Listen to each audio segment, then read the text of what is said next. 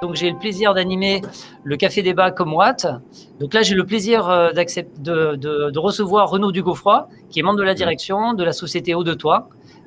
Donc je vais laisser Renaud se présenter, et j'en profite avant qu'on démarre. Donc les personnes qui se sont inscrites au webinaire, qu'elles n'hésitent pas à poser leurs questions pendant le fil de la discussion. Ça se veut un café débat, comme son nom l'indique, questions, réponses, de manière interactive. Et voilà, donc l'idée c'est que ça soit utile, intéressant pour tout le monde. Donc écoute Renaud, je te laisse la parole. C'est gentil. Ah, je ne te vois plus, voilà, c'est bon. Moi, je suis là. Donc voilà, je te propose de te présenter, commencer par la présentation. Très bien. Bien, écoutez, bonjour à toutes et à tous, et puis merci à Denis, merci à Comwatt d'avoir organisé ce café débat pour présenter un peu notre belle société qui est Eau de Toi et sa filiale de pause exclusive qui s'appelle Pôle Habitat. Je développerai un petit peu après. Alors, mon parcours est un peu particulier quand aujourd'hui on vend des énergies renouvelables, des panneaux photovoltaïques, des plaques RO, des plaques RR, enfin toutes ces choses-là qui améliorent le confort, qui fait faire des économies d'énergie, qui essaie de préserver cette planète que nous avons bien abîmée pendant ces décennies, ces siècles, et puis tout ça. Et en fait, moi, je suis un jeune homme de 57 ans, bientôt 58. Je suis marié, j'ai 3 enfants. J'ai fait toute ma carrière dans l'édition.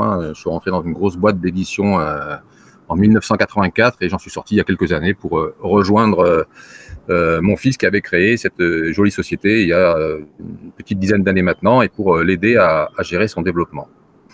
Alors pourquoi un jour j'ai décidé de rejoindre cette équipe? Alors pas forcément parce que c'était mon fiston qui co-dirige cette activité, mais aussi parce que d'une part dans mon activité professionnelle précédente, j'ai connu de très très belles années dans un marché qu'on appelle un marché de croissance.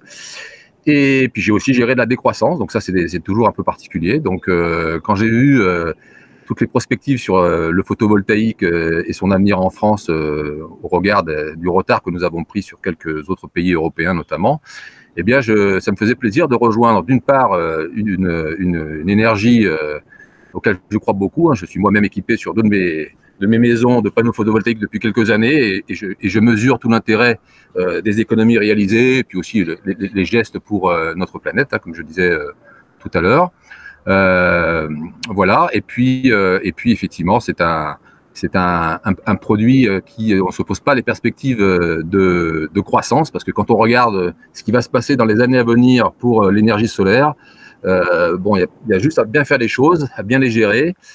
Et je pense qu'on est tranquille pendant de nombreuses années et on va faire des clients ravis de leur installation parce qu'aujourd'hui, c'est au point. Aujourd'hui, les prix sont raisonnables. Aujourd'hui, la qualité des installations est encadrée par des organismes. Je crois qu'on le développera aussi tout à l'heure.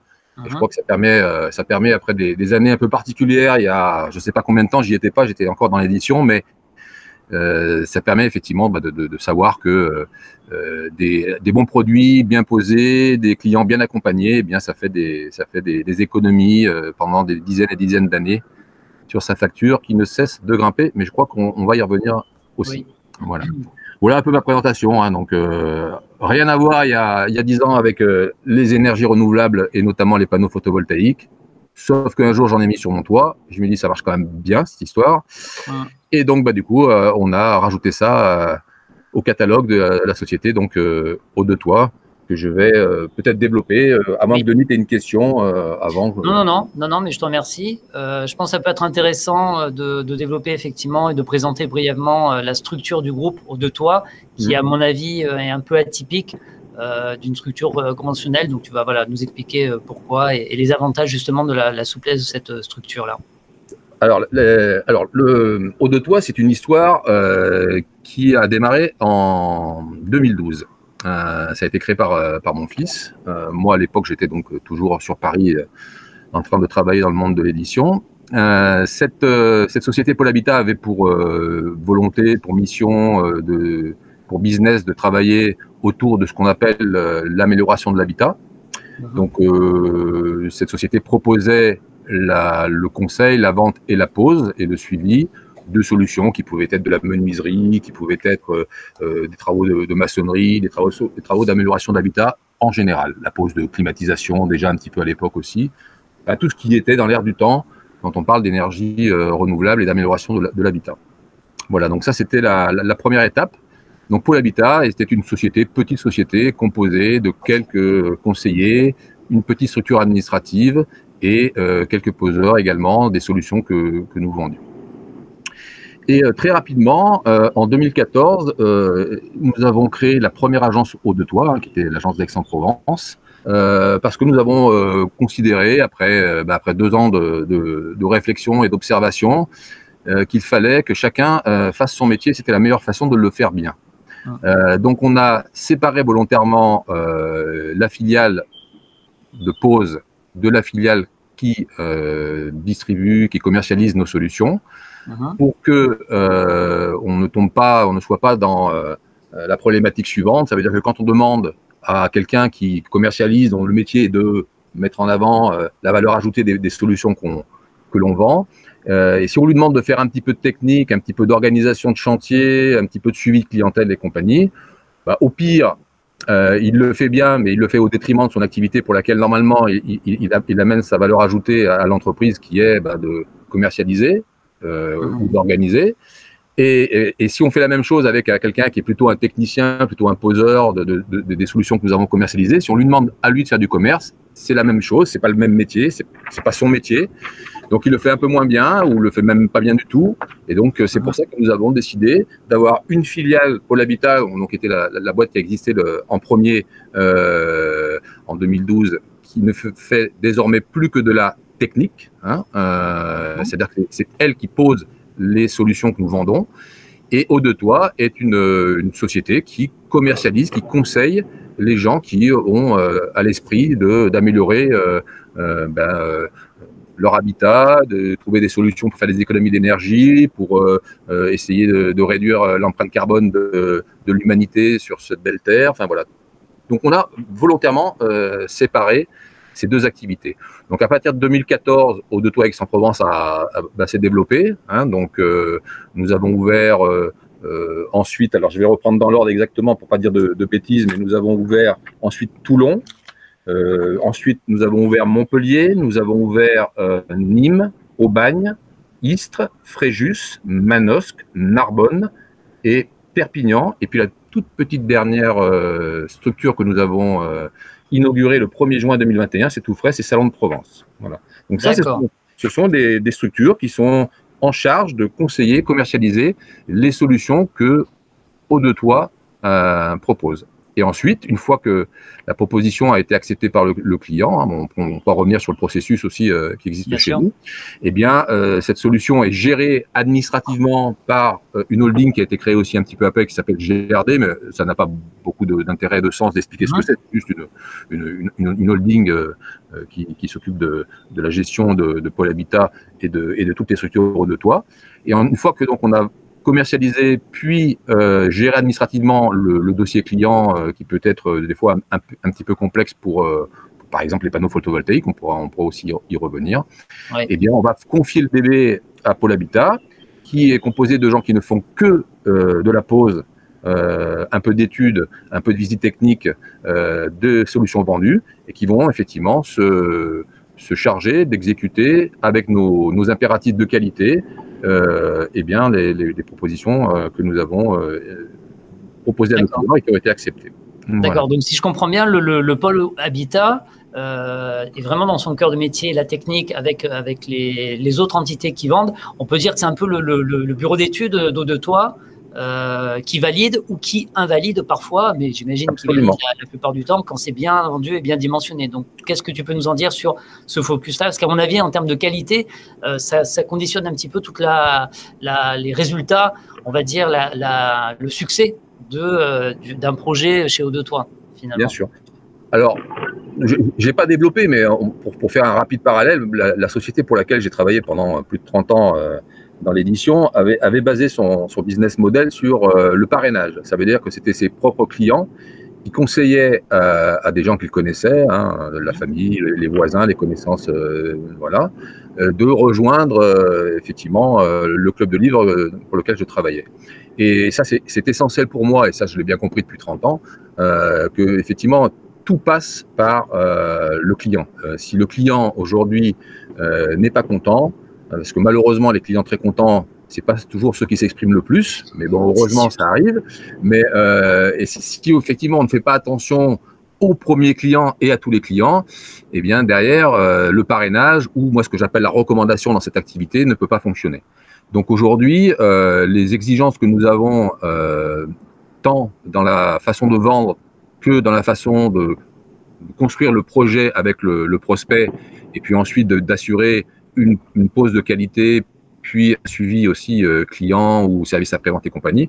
Pour moi, c'est fondamental dans la construction d'un business model durable. S'il n'y a pas de qualité, pour moi, il y a des choses qui sont éphémères et sur lesquelles on ne peut pas se projeter et bâtir des sociétés qui seront là comme nous sommes déjà depuis maintenant 2012. C'est pas forcément courant d'avoir des boîtes de photovoltaïque et bien sûr d'autres choses qui sont présentes depuis je crois le 7 décembre 2012 de mémoire.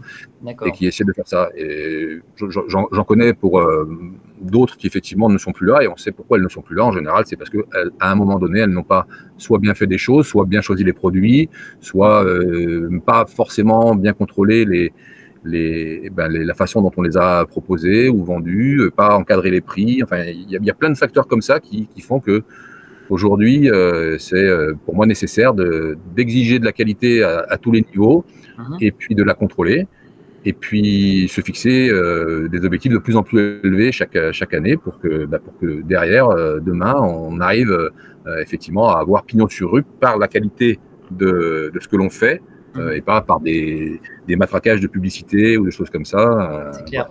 C'est clair. Donc, du coup, ce Pôle Habitat, qui est le bureau d'études, on va dire quelque part, je dirais le tiers de confiance qui va valider, tu utilises des outils spécifiques, j'imagine, pour assurer le dimensionnement. Et c'est ce qui va donner foi, quelque part, dans l'engagement de toi à ce niveau-là, si je comprends bien. Oui. Dans la région où nous opérons, donc qui va de Narbonne jusqu'à Fréjus, voilà, donc c'est tout le bassin méditerranéen, Occitanie, PACA. On a quand même une chance exceptionnelle déjà, c'est d'avoir un soleil qui est bien présent, qui irradie les panneaux que nous installons et qui fait que la production déjà elle est naturellement bien meilleure dans notre Provence ou l'Occitanie que si on faisait ça au fin fond de la Belgique, voire plus au nord encore. Donc ça, c'est déjà c'est la première chose.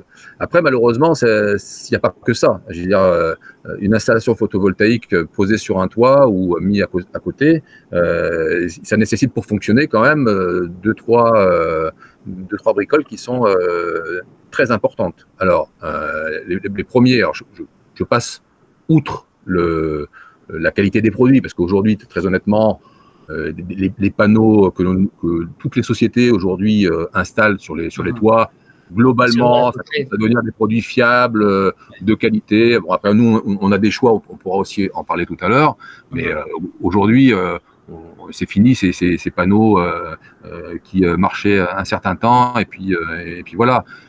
Donc, il me semble que une fois qu'on a un produit de qualité qu'on a sélectionné, qu'on a choisi, qu'on a testé et dont on est sûr de la fiabilité, derrière, c'est malheureusement pas suffisant. Donc, une maison, ça a un toit, il peut être plat, il peut être pentu. Ce toit, il est dirigé vers un horizon. Cet horizon, s'il est au sud, c'est super. S'il est à l'est, à l'ouest, c'est pas mal. Voilà. S'il est au nord, c'est clairement pas bien. Donc ça, c'est des éléments qu'on est obligé de prendre en considération pour voir si effectivement la solution qui a été proposée et vendue au client, dans les faits, va avoir des résultats escomptés sur une durée significative. Il faut savoir qu'aujourd'hui, la plupart des panneaux sont garantis 20 ans, 25 ans, ont une durée de vie estimée même plus importante, 30, 35, même 40 ans. Moi, j'ai vu des panneaux en Corse qui ont 40 ans et qui fonctionnent encore très bien. Donc tout ça... Bah oui, tout ça, c'est à prendre en compte. C'est-à-dire que faire une belle installation avec une exposition qui est pas terrible, eh bien, on va quand même gréver la performance de cette installation. Et puis également, il y a d'autres facteurs, et heureusement, on est bien aidé en ça par des logiciels performants. Nous, on utilise Archelios Pro, on pourra, si certains le souhaitent, montrer un petit peu ce que ça peut donner. Mais en rentrant les points GPS d'une maison, aujourd'hui, il y a suffisamment de renseignements qui permettent de savoir que, par exemple, en face de cette maison, eh bien, il y a une colline, que cette colline, elle va porter effectivement des zones d'ombre sur cette toiture qui pourtant, a priori, est plutôt bien exposée, que donc ça va baisser le rendement. Moi, ça m'est arrivé de contrôler des installations avant pause et de voir que, par exemple, il y avait un énorme château d'eau pas très loin et que ça pouvait amputer effectivement une partie de la production. Donc, décision avec le client de déplacer l'installation de ce qu'on avait prévu ici. On l'a mis plutôt là-bas pour minimiser la portée des ombres qui pouvaient faire baisser la performance. Passer en micro-onduleur à l'époque, je me rappelle, plutôt qu'en onduleur central, parce que quand il y a un peu d'ombre sur des panneaux avec des micro-onduleurs, ça ne coupe que les panneaux qui sont sous ombrage pendant le temps où ils le sont, mais le reste fonctionne. Alors que si on avait installé, je me rappelle sur cette installation, un onduleur central, le temps que l'ombre du château d'eau passe sur le toit, et bien pendant 2 ou 3 heures, ces chers clients n'avaient pas la production escomptée. Alors ça peut être ça, ça peut être des arbres, ça peut être voilà. Et ça, aujourd'hui, il y a un logiciel que nous on utilise. Alors, il y en a plein d'autres et très efficaces. Il s'appelle Archelios Pro. Et en rentrant les points GPS, eh bien, avec sa base de données, il va nous sortir des analyses très très poussées. Mais au final, quelque chose que regardent les clients, c'est ce qu'on appelle le productible. Ça veut dire qu'en fonction de la puissance installée, de la région où on habite, de l'orientation, de la pente du toit, du nombre de mètres de fil qu'on va mettre pour rejoindre les panneaux au coffret électrique, eh bien, on va savoir que une installation, cette installation va produire normalement la première année tant, les années suivantes tant. Et là, le client peut tout à fait regarder qu'au final, eh bien, son installation sera rentable et efficace. Et si au demeurant, on tombe sur quelque chose qui n'est pas du tout efficace, eh bien, on se refuse évidemment le droit de ne pas réaliser la prestation pourtant commandée par le client. Bien sûr. Parce que, ça, c'est important. Je pense que c'est important en termes de crédibilité. Et je pense que parfois, c'est sûr que c'est toujours délicat de dire non, mais donc, du coup, voilà, ça t'arrive de dire non, fort de cette analyse en amont pour te dire, OK, là, on est bon, voilà ce qu'on peut prévoir, projeter, ou alors, non, désolé, ou alors vous allez avoir peu ou pas de retour sur investissement et ça va être un peu sur fou. Donc ça, c'est important, je pense, de s'en assurer. Et une fois que le projet va démarrer, comment tu assures justement la qualité de la réalisation, tant en interne qu'en externe? Qu'est-ce que tu peux nous en dire à ce niveau-là? Alors, la chaîne de la qualité, il y a quand même beaucoup de facteurs, surtout dans ce type de produit. Oui. Le premier facteur, évidemment, c'est une étude de faisabilité et de rentabilité de l'installation qui a été proposée au client dans la configuration la plus intéressante pour produire un maximum et faire un maximum d'économies. Donc ça, c'est la première chose. La deuxième chose, c'est d'avoir des équipes en interne. Ça, on y tient beaucoup. C'est-à-dire que chez Pôle Habitat, eh bien, tous nos techniciens qui installent des panneaux photovoltaïques, des solutions aussi de climatisation, de Paquero, eh bien, ont passé les formations, ont passé les qualifications qui aujourd'hui sont, à mon avis, nécessaires pour bien faire son métier et que les clients soient contents. Ça veut dire que Pôle Habitat aujourd'hui est titulaire de Cali PV, mais également du Cali ELEC module PV, du Cali PAC, du Cali BAT, des agréments Socotec pour les fluides quand on est obligé d'aller faire des réparations ou recharger. D'accord. Donc formation, passer les qualifications, s'assurer que dans le temps, tout reste bien dans la ligne, ça veut dire que même si on a des belles qualifications et des gens qui savent bien faire leur métier, c'est humain quelquefois de déraper un peu. La théorie et la pratique. Voilà, un vendredi à 16h, alors qu'on part en week-end avec sa petite famille, s'il fallait rester un quart d'heure de plus pour faire ceci ou cela, peut-être que des fois certains pourraient l'oublier. Donc nous, ce qu'on a mis en place, c'est un contrôle qualité qui est intégré au groupe. Ça veut dire que nous contrôlons de manière aléatoire eh bien, les installations qui sont vendues et posées par nous. Ça permet effectivement de remettre des points sur les i, mais aussi des fois de faire des félicitations, des fois d'encourager les gens, des fois de se dire, bah, tiens, celui-là, puisqu'on fait beaucoup de promotions internes, que ce soit dans notre réseau de conseillers et également dans notre pôle technique, eh bien, ça nous permet de dire, bah, tiens, lui, il a compris le message, c'est-à-dire que voilà, si on fait un trou chez madame pour aller poser un coffret AC ou un coffret DC, puis qu'il reste un peu de plâtre par terre, ben c'est vrai qu'il y en a qui peuvent passer le balai, puis il y en a qui peuvent avoir oublié de passer le balai parce qu'il est 16h et qu'ils doivent partir à 16h15. Et ça, si on n'est pas au contact des gens, si on s'en aperçoit pas en ayant discuté, en ayant des échanges réguliers, ben, le petit coup de balai avec 3 grammes de plâtre, demain, ça sera peut-être dans 6 mois, ça sera peut-être une petite boule. Puis après, un petit ballon. Voilà. Donc, je pense que le contrôle aléatoire, c'est important. Hein. Et puis également, bah, quand on a les agréments Quali, PV, Quali Elec et compagnie, eh bien, on a aussi un système d'audit. C'est une volonté des entreprises de le faire. Hein. Ça veut dire qu'aujourd'hui, on pourrait travailler avec un réseau de sous-traitants qui ont ces qualifications. Et puis voilà, ben, c'est pas notre choix. Aujourd'hui, on a décidé de se faire auditer, je crois qu'à peu près une fois sur 20 chantiers. On a quelqu'un qui débarque comme ça au hasard, et puis il va aller vérifier si l'installation est faite dans les règles de l'art. Et là-dessus, c'est absolument l'entreprise n'a pas à dire quoi que ce soit. C'est bien fait, tout va bien. Si c'est pas bien fait, ben il faudra revenir pour vérifier et réparer ce qui n'a pas été forcément bien fait. Il n'y a pas de négociation possible, c'est dans le contrat. Le Quali PV te permet d'avoir une certaine qualité, une crédibilité sur le marché, mais ça engage tes équipes. Donc du coup, l'idée c'est que ce soit un cercle vertueux, quoi. Donc c'est exactement ça. C'est exactement ça. C'est vraiment notre philosophie d'amélioration de l'expérience client. Voilà, c'est pas tout d'acheter quelque chose qui est plein de promesses, mais dans les faits, il faut que ça fonctionne dans la durée. Et sans tout ce chemin de formation des équipes de conseillers, des équipes techniques, ces contrôles internes et ces contrôles externes, eh bien malheureusement, ça peut pas fonctionner durablement. D'accord. Alors, pour justement aller au bout et parler un peu en termes de financier, on sait qu'il y a des aides financières, on sait que parfois c'est un peu le parcours du combattant. Donc là, il y a, on va dire, il y a une manière de faire. Soit on laisse le client livrer lui-même et on lui dit débrouillez-vous, madame, ou alors on décide de l'aider, voire complètement de prendre en charge cette partie-là.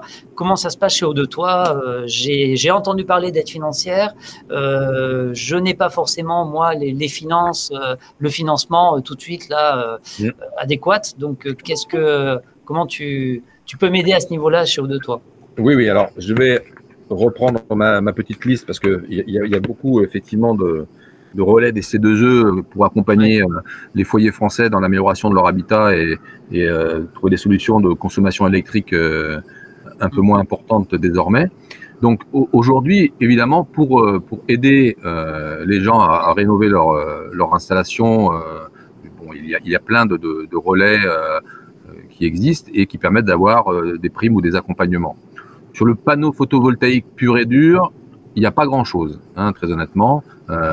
Aujourd'hui, dans les Bouches-du-Rhône, le département accompagne les clients avec des aides qui, à mon sens, je connais pas toutes les politiques d'autres départements ou d'autres régions, mais je sais que par exemple, ce qui est possible à Aix-en-Provence n'est pas possible à Toulon parce que le département du Var n'a pas la même politique que le département des Bouches-du-Rhône. Alors, en l'occurrence, aujourd'hui, par exemple, si on achète une installation photovoltaïque à Aix-en-Provence, on a ce qu'on appelle l'éco-rénov', c'est un relais des C2E qui permet d'avoir 25% de prime sur le montant hors taxe de l'installation. Ça veut dire que si j'ai une installation qui coûte 10, eh bien j'aurai 25 qui me seront remis après une procédure de montage de dossiers, de vérification diverses et variées, pour justement aider un petit peu les gens à prendre cette solution d'énergie solaire qui est gratuite, efficace et bon pour la planète également. Cette offre éco-rénov', elle est plafonnée à 3 000 € maximum. Voilà. Mais c'est 25% du montant hors taxe de l'installation. Après, il y a pour d'autres produits que nous distribuons aussi, que nous commercialisons, comme les Paquero, les systèmes solaires hybrides, comme par exemple pour pas le citer, Dualson que j'aime bien, et bien là, effectivement, il y a des aides beaucoup plus importantes. Et là, on peut passer par des relais de C2E qui s'appellent MaPrimeRénov', Coup de pouce. Et là, il y a des montages à dossier. Il y a des montages de dossiers à faire. Et par expérience, on sait que c'est quand même très compliqué pour les gens. C'est beaucoup de papier, beaucoup de procédures, de sens aussi entre le devis, la facture, la pause. Enfin, il faut vraiment pas se tromper de virgule ou de point. Et donc, on a décidé, il y a quand même maintenant quelques années, en fait, d'avoir un staff administratif qui est basé à Aix-en-Provence, dans notre siège social, et qui va aider les gens dans toutes ces démarches. Alors la première démarche, c'est que bien évidemment, on s'occupe de ce qu'on appelle la DP-mairie. Aujourd'hui, on n'a pas le droit d'installer des panneaux solaires sans avoir demandé l'autorisation à l'autorité administrative que peut-être la mairie qui va dire oui, vous avez le droit là où vous n'avez pas le droit, ou alors vous faites ça en intégration et pas en surimposition. Enfin, on fait ça. Ça prend à peu près un mois et on a des réponses très souvent positives. Ça commence à bien changer. On voit qu'effectivement, il y a une vraie volonté des maires, de l'urbanisme, d'accompagner les gens qui veulent se mettre à l'énergie solaire. Donc ça, c'est sûr que c'est un premier point. Ensuite, tout ce qui est montage des aides, on a des mandats administratifs qui nous permettent de le faire pour nos clients. Parce que c'est pareil, c'est complexe. Les enjeux financiers sont importants. Il y a quand même des primes qui peuvent être très intéressantes. Donc bien évidemment, c'est ça très déceptif au final parce que on n'a pas suivi la procédure au millimètre de se voir recaler. Ça peut arriver parce que, par exemple, il faut que le dossier soit déjà ouvert, le compte client soit déjà ouvert sur le relais du C2E que peut être MaPrimeRénov' ou Coup de pouce et compagnie pour pouvoir ensuite avoir droit à toutes ces aides. Et si malheureusement le devis ou la pause a été fait avant et que le compte a été ouvert après, ça pose des problèmes. Et ça, c'est un petit peu ennuyeux. Et puis après, il y a le troisième élément. Il y a quand même une prime en France à l'autoconsommation qui est versée par Enedis, qui est quand même significative. Et ça, c'est pareil. Au niveau du montage administratif de ce qu'on appelle la ROA, il faut accompagner nos clients parce que malheureusement, ça reste encore complexe. Et c'est vrai que j'aimerais bien que ça se simplifie. J'ai fait l'expérience il n'y a encore pas longtemps pour des amis à qui on a vendu une installation et j'ai fait le dossier de ROA avec eux et vraiment ça a été. Je me suis dit mais pas tout le monde n'est capable d'aller jusqu'au bout de ce système, alors que c'est juste normal de pouvoir revendre son surplus de production pas consommée et puis d'avoir les petites primes. C'est pas énorme, c'est 380 € du kilo payé en 5 ans, mais c'est toujours ça de prix et c'est toujours ça qui va faire baisser la facture d'une installation solaire. Donc, je pense qu'on se doit d'accompagner les gens. C'est pas simple, mais on s'améliore et on a dédié 2 personnes maintenant qui ne font que ça. D'accord, 2 personnes, ok, très bien. Une personne qui fait les DP, qui travaille à l'urbanisme et qui fait toutes les demandes en mairie pour nos installations, et puis 2 personnes qui s'occupent effectivement d'aider les gens à aller jusqu'au bout du processus, leur permettant d'obtenir les aides promises par ces sociétés qui sont des relais des C2E. D'accord. Et au niveau des solutions de financement, si je ne suis pas en capacité de financer, est-ce que je vais voir ma banque ou est-ce qu'Eau-de-Toi peut m'aider pour accélérer justement? Ouais.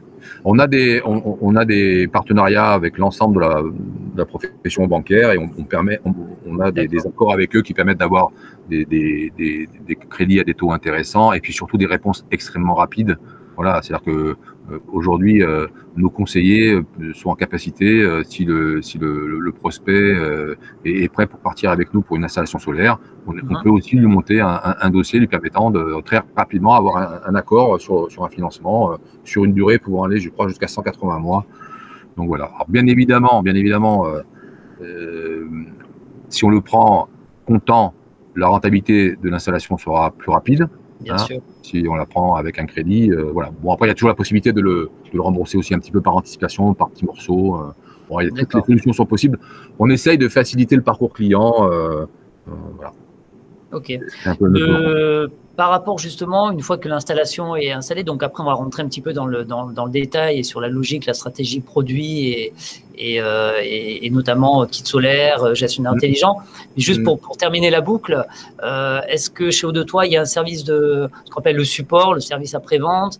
Là, pareil, j'ai un souci, j'ai une interrogation, je veux un conseil. Je m'adresse à Eau de Toit, donc j'ai quelqu'un qui est en mesure de répondre à mes attentes à ce niveau-là.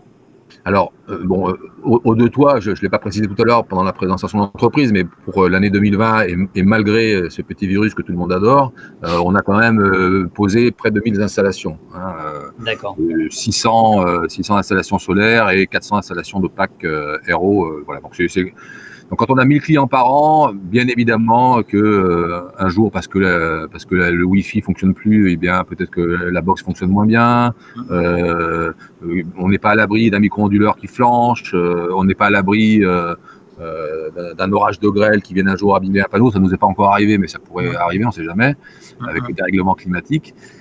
Donc voilà. Donc bien évidemment que quand on commence à avoir notre dimension sur notre zone de rayonnement, hein, je rappelle Occitanie, PACA jusqu'à Fréjus, Cannes, évidemment qu'on a des clients qui nous appellent, alors, soit pour demander à ce qu'on vienne les renseigner, mais aussi parce que quelquefois ils ont des problèmes et il faut régler leurs problèmes le plus rapidement possible pour qu'ils soient satisfaits et pouvoir travailler, voilà, toujours de ce cercle vertueux de la recommandation et de faire en sorte que les clients qui nous ont peut-être un jour rejoints par hasard, eh bien, puissent nous conseiller à leurs voisins, à leurs copains, à leurs relations professionnelles. D'accord. Le cercle vertueux de la qualité joue pour nous.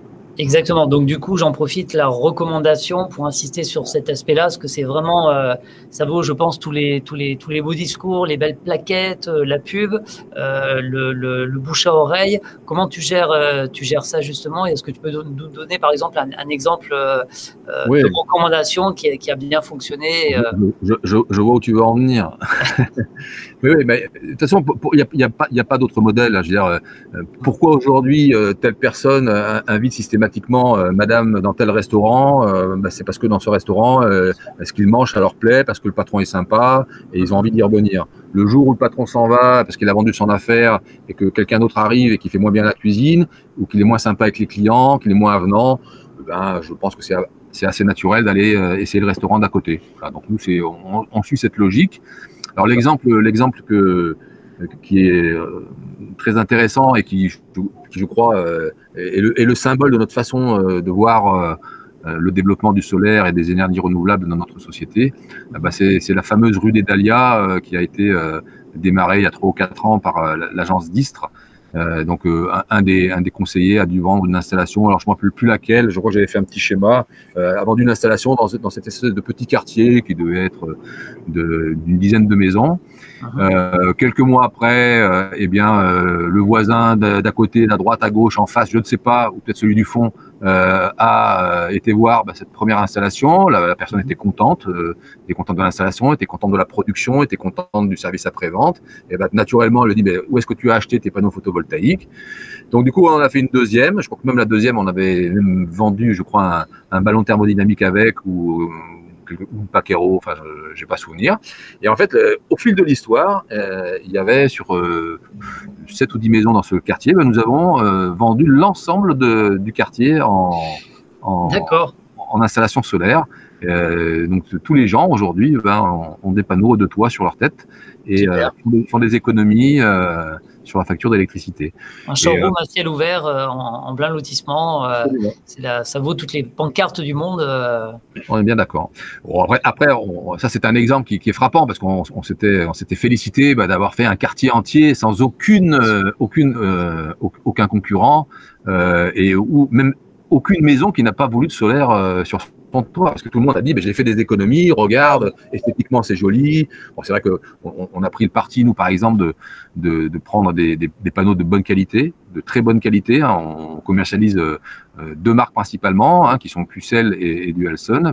C'est pas pour rien, il suffit de regarder les classements de ces panneaux pour rapidement constater que c'est des panneaux qui sont très performants et qui rendent vraiment de bons services en termes de ratio rentabilité, production. On doit avoisonner les 20%, je crois, pour ces marques. Donc ça, c'est très bien. Le service après-vente est super qualitatif. Voilà, si un jour il y a un problème, ils sont là. On n'a pas besoin d'attendre 6 mois pour avoir un micro-onduleur ou un panneau à remplacer. Bien sûr.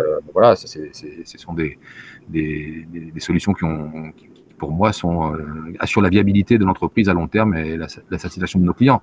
Il faut savoir que quand on vend une installation solaire aujourd'hui, il est assez courant que quelques temps après, ce même client, je ne parle pas du client d'à côté, là, nous appelle pour aller poser une clim, pour aller poser une pompe à chaleur piscine, pour aller poser une Paquero, parce que il est content de ce qu'on a réalisé pour lui. Voilà. D'accord. Donc justement, tu fais un petit focus sur les produits. Oui. Donc, c'est quoi la stratégie d'Eau-de-Toi pour sourcer, benchmarker, sélectionner les produits, les bons produits et est-ce que tu peux nous dire deux mots aussi par rapport, alors là tu as parlé des panneaux photovoltaïques, par rapport à un gestionnaire intelligent, comment la domotique tu l'as abordé avec le kit PV? Bon, alors pour la qualité des produits, alors aujourd'hui, hein, je vous ai cité les deux marques qu'on pose. On travaille après avec des supports pour les poser, ce qu'on appelle les rails, et on achète nous chez Renusol ou chez K2. Bon, ces deux marques qui sont reconnues sur le marché au moins européen et voire peut-être même mondial. Hein, voilà, donc c'est des bonnes marques. C'est important d'avoir des solutions qui sont adaptables à des toitures qui quelquefois sont un peu différentes. Hein, attendez, j'ai un petit coup de vent chez moi là. Ça ne me fasse pas voler tous mes papiers. Donc voilà, le gestionnaire, alors pour savoir si QCell, si K2, si Renusol, si Dualsun, si ce sont de bons produits, c'est assez facile, il suffit de suivre un petit peu l'actualité et les différents prix qui sont remis par-ci par-là par des organismes qui vont vérifier, valider la qualité de ces produits. Après, pour le gestionnaire de l'énergie, moi, à mon sens, c'est une quasi-obligation d'avoir un gestionnaire d'énergie quand on a une installation solaire, parce que l'histoire, c'est je produis, mais c'est pas tout. Parce que quand on pose des panneaux sur un toit qui sont bien exposés, ça produit. Il n'y a même pas de question à se poser, même si on n'avait pas d'outils pour le mesurer, ça produit.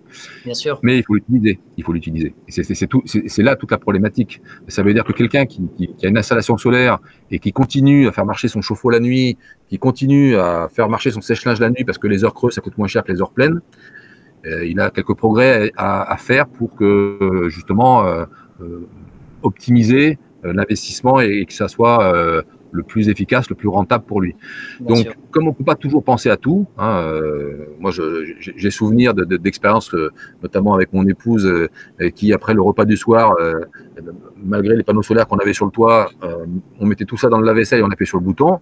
Et combien de fois je lui ai dit, mais chérie, il faut mettre ça demain matin à 10h. Parce que pourquoi aller consommer de l'électricité qu'on va payer alors que le lendemain matin à 10h, on mange qu'à midi, donc la vaisselle sera propre, eh bien on ne la paiera pas, on ne paiera que l'eau. Bien sûr. Voilà. Bien et sûr. ça c'est un exercice qui n'est pas donné pour tout le monde parce qu'on est un peu esclave de nos habitudes, de notre éducation.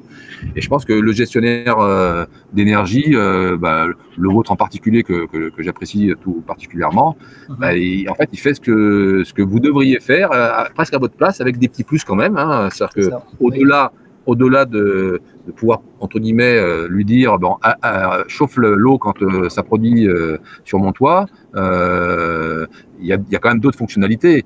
Ça permet de piloter à distance les différentes installations qu'on a chez soi. Moi, ça m'est arrivé, pour l'anecdote, de faire démarrer ma climatisation parce que je savais que dans 2 heures, j'étais à la maison et qu'avec ça, j'arriverai et la maison sera ou chaude ou froide selon la saison. Ça, c'est quand même intéressant. J'ai souvenir de clients qui avaient un four et qui ne comprenaient pas pourquoi ils faisaient pas autant d'économies qu'on imaginait qu'ils feraient dans l'étude qu'on lui avait remis.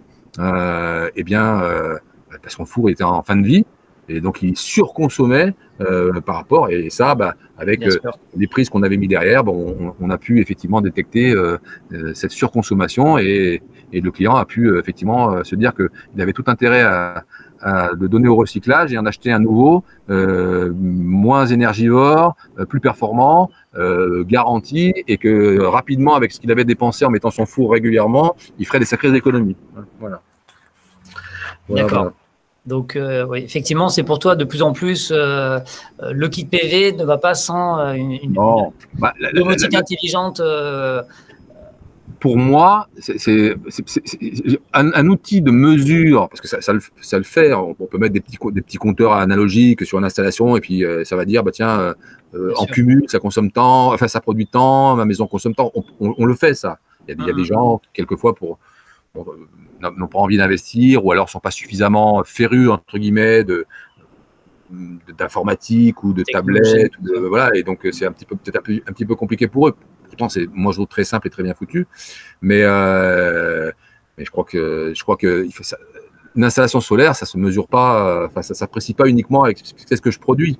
Il y a une gestion qui est pour moi une comment je vais utiliser, comment je vais justement utiliser intelligemment cette production et essayer dans la mesure du possible de synchroniser ma consommation, mes besoins avec la production et puis quelquefois aussi se rendre compte de la façon dont on vit chez soi, hein, parce que on peut mesurer avec cet outil la consommation du chauffage électrique, par exemple, et s'apercevoir que c'est juste monstrueux. Moi, je sais qu'à l'époque, quand j'avais installé ça chez moi, j'avais été extrêmement surpris de la consommation d'une pompe de piscine. Oui, effectivement, de la part que ça représentait dans ta consommation. J'étais loin d'imaginer que ça consommait autant. Et donc du coup, j'ai fait en sorte de la mettre plutôt de 10h à 17h, quand il y avait du soleil, que de la mettre la nuit, par exemple, parce qu'à l'époque, je pensais que les heures creuses, c'était super. Voilà. Maintenant, il y a mieux que les heures creuses, même si c'est un peu moins cher que les heures pleines. Il y a l'énergie solaire qui vient gratuitement quand on sait la consommer. Voilà. D'accord, ok, écoute, c'est très clair. On arrive à la fin de ce café débat.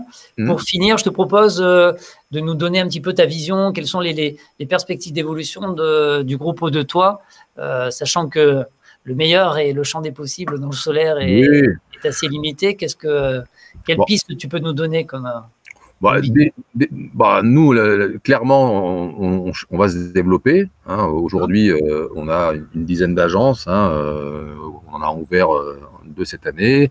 On a pour objectif de continuer à notre implantation sur le bassin méditerranéen, PACA, et même aller jusqu'à Bordeaux. Enfin, on s'est fixé comme limite la ligne entre guillemets Bordeaux-Valence. On va se mettre au sud de cette ligne pour des raisons d'organisation, des raisons d'ensoleillement, continuer sur notre logique d'avoir des équipes en interne qui posent nos solutions, d'avoir une proximité avec nos équipes de conseillers pour continuer à les former, à les manager, à les encadrer. Donc la distance, c'est pas toujours facile à gérer.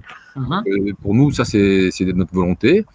On commence à s'attaquer un peu aussi au tertiaire. Hein. On a commencé à travailler sur ces projets-là. Alors on l'a pas fait au départ par réelle volonté stratégique de développer ce business-là, mais on avait des clients particuliers chez qui on avait installé, mais qui étaient aussi des chefs d'entreprise, des relais importants dans ces entreprises de notre savoir-faire aussi. Hein. On avait par exemple, je me rappelle un employé assez haut placé qui en comité de direction a dit pourquoi notre société n'installerait pas des panneaux solaires, on pourrait justement réduire notre facture, faire un geste pour la planète et compagnie.